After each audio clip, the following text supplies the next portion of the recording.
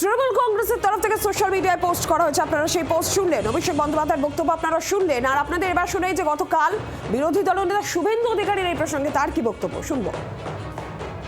এখানে যোগী আদিত্যনাথের রাজ চাই হ্যাঁ কি না,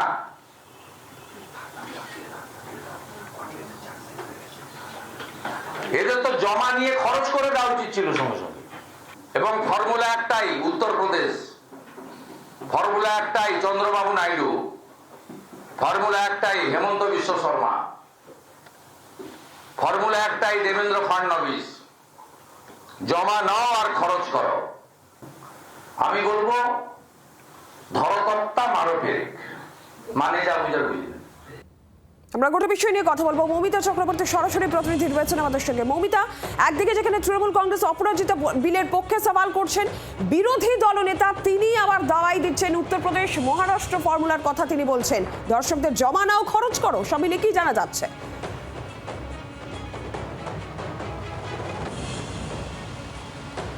বিরোধী দলনেতা শুভেন্দু অধিকারী তার বক্তব্যের মধ্যে দিয়ে তার অবস্থান স্পষ্ট করেছেন।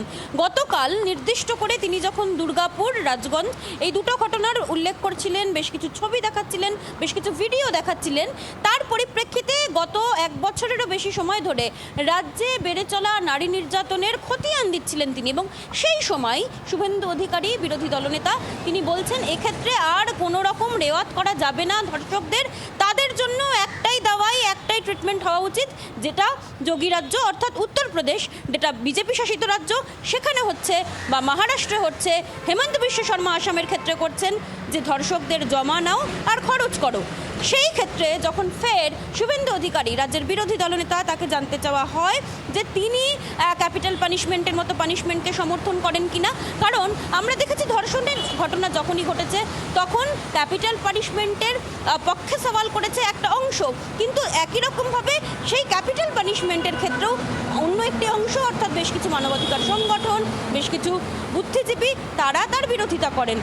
সেক্ষেত্রেও শুভেন্দু অধিকারী নির্দিষ্ট করে বলেছেন যে তিনি একজন দায়িত্বশীল জনপ্রতিনিধি হিসেবে তার যে মন্তব্য সেই মন্তব্য করেছেন ধরো তক্তা মারো পেরেক, এবং বিজেপি যদি ক্ষমতায় আসে কোনো ধর্ষকদের এই ধরনের ঘটনা ঘটাবার সাহসটুকু পর্যন্ত হবে না বলে জোর সওয়াল করেছেন শুভেন্দু অধিকারী।